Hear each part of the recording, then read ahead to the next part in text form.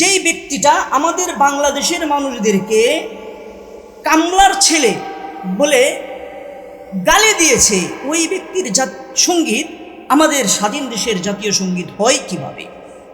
এক। দ্বিতীয়ত হলো, দেখেন 1912 সালের 8ই মার্চ ঢাকা বিশ্ববিদ্যালয় স্থাপনের বিরুদ্ধে যেই সমাবেশ হয়েছিল, সেই সমাবেশের সভাপতি হিসেবে দায়িত্ব পালন করেছিলেন, সভাপতি ছিলেন রবীন্দ্রনাথ ঠাকুর। এবং সে ওই অনুষ্ঠানে বলেছিলেন, চাষার ছেলেরা যদি বিশ্ববিদ্যালয়ে পড়ে তবে খেতে খামারে কাজ করবে কারা? আমাদেরকে চাষার ছেলে বলে গালি দিয়েছে। এবং এই বাংলার মানুষ শিক্ষিত হোক, বাংলাদেশের মানুষ শিক্ষার আলোয় আলোকিত হোক, এটা কখনোই রবীন্দ্রনাথ ঠাকুর চাইতেন না। সে চাইতেন আমরা কিভাবে মূর্খ থেকে যায়।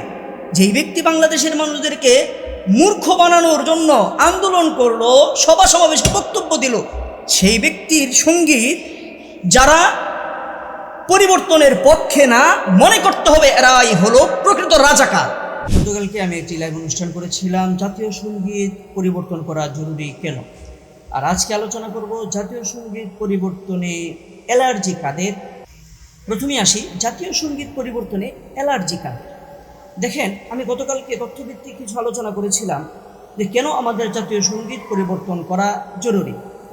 এতে দেখা গিয়েছে আমাদের বাংলাদেশের একটা শ্রেণীর ভালো অ্যালার্জি, তারা বিভিন্নভাবে জাতীয় সঙ্গীত পরিবর্তন না হোক, এবং আমরা যারা পরিবর্তনের কথা বলছি তাদের বিরুদ্ধাচরণ করছেন এবং তারা তাদের বংশের পরিচয় দিচ্ছেন বিভিন্ন অশ্লীল ভাষার মাধ্যমে।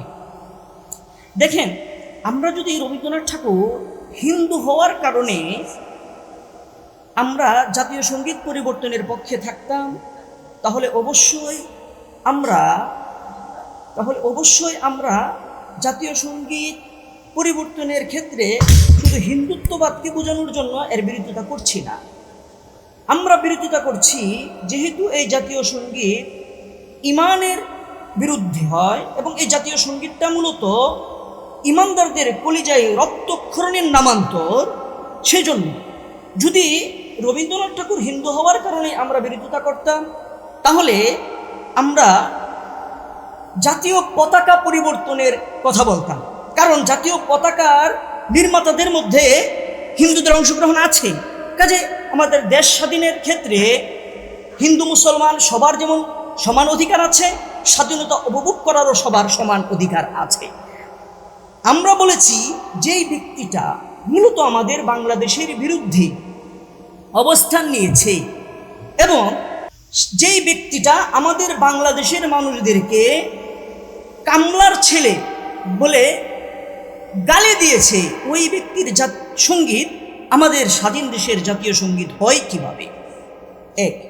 দ্বিতীয়ত হলো, দেখেন 1912 সালের 8ই মার্চ ঢাকা বিশ্ববিদ্যালয় স্থাপনের বিরুদ্ধে যেই সমাবেশ হয়েছিল, সেই সমাবেশের সভাপতি হিসেবে দায়িত্ব পালন করেছিলেন, সভাপতি ছিলেন রবীন্দ্রনাথ ঠাকুর। এবং সে ওই অনুষ্ঠানে বলেছিলেন, চাষার ছেলেরা যদি বিশ্ববিদ্যালয়ে পড়ে তবে খেতে খামারে কাজ করবে কারা? আমাদেরকে চাষার ছেলে বলে গালি দিয়েছে। এবং এই বাংলার মানুষ শিক্ষিত হোক, বাংলাদেশের মানুষ শিক্ষার আলোয় আলোকিত হোক, এটা কখনোই রবীন্দ্রনাথ ঠাকুর চাইতেন না। সে চাইতেন আমরা কিভাবে মূর্খ থেকে যায়। যেই ব্যক্তি বাংলাদেশের মানুষদেরকে মূর্খ বানানোর জন্য আন্দোলন করলো, সভা সমাবেশে বক্তব্য দিল, সেই ব্যক্তির সঙ্গীত যারা পরিবর্তনের পক্ষে না, মনে করতে হবে এরাই হলো প্রকৃত রাজাকার, এরাই হলো বাংলাদেশ বিরোধী, এরাই হলো বাংলাদেশের স্বাধীনতা বিরোধী, এরাই হলো বাংলাদেশের সার্বভৌমত্ব বিরোধী। আজকে যদি একটু আমরা ফিকির করি, একটু দৃষ্টি দেই, তাহলে দেখা যাবে যেই শ্রেণীর মানুষগুলো জাতীয় সঙ্গীত পরিবর্তনের পক্ষে নয়, মূলত তারা বাংলাদেশের ভালো চায়, তাহলে বাংলাদেশের টাকা বহির্বিশ্বে পাচার করতো না। আচ্ছা, আরেকটি কথা, যারা জাতীয় সঙ্গীতের পক্ষে আছেন, পরিবর্তনের পক্ষে নেই তাদেরকে একটি প্রশ্ন করতে চাই, আপনারা কেউ প্রমাণসহ আমাদেরকে বুঝিয়ে দিন যে কবি রবীন্দ্রনাথ ঠাকুর এই সঙ্গীতটা বাংলাদেশের জাতিসত্তাকে উদ্দেশ্য করে লিখেছেন অথবা বাংলাদেশের জাতিসত্তার কল্যাণে লিখেছেন, এমন একটা প্রমাণ কি আপনারা দিতে পারবেন? অবশ্যই পারবেন না। আপনারা শুধু গালাগালি করতে পারবেন, লেখালেখি করতে পারবেন, বিরুদ্ধাচরণ করতে পারবেন, ব্যাস এতটুকুই।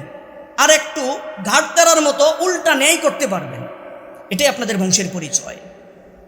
আশা করি সবাই বুঝতে পেরেছেন কেন আজকে মুসলমানদের জন্য জাতীয় সঙ্গীত পরিবর্তন করাটা জরুরি, আর জাতীয় সঙ্গীত পরিবর্তনের বিপক্ষে যারা আছে তাদের অ্যালার্জি কেন।